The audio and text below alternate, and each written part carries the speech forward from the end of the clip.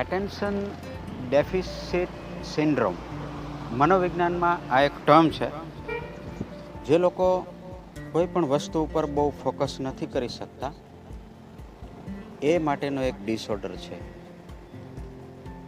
તમે બધાએ how to make friends and influence people book વાંચી હશે.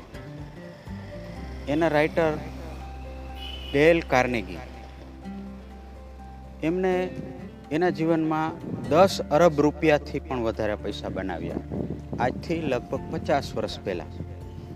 તો એ વખતે અમેરિકાના લોકોએ અને અમેરિકાની ગવર્મેન્ટે એને સેનેટ મોકલા અને એમની પાસે તપાસ કરાવડાવી કે આ માણસ આટલા બધા પૈસા કેમ કમાય છે.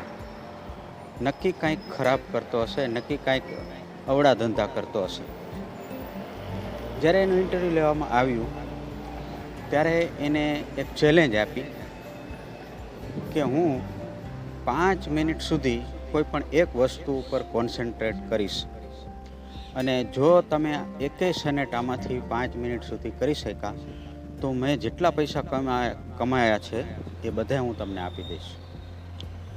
અને એમાંના જે બહુ હોશિયાર સેનેટ હતા એમને ટ્રાય કરી, પણ 30 સેકન્ડ કે 1 મિનિટથી વધારે એ લોકો કોન્સન્ટ્રેટ કરી ન શકે.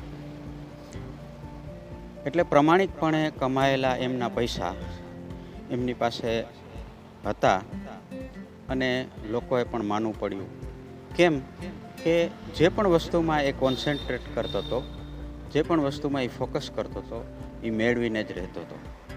એટલે ફોકસ એક એવી વસ્તુ છે કે તમારું એટેન્શન હંમેશા એમાં રહે છે અને તે વસ્તુ તમે કરી શકો છો, મેળવી શકો છો.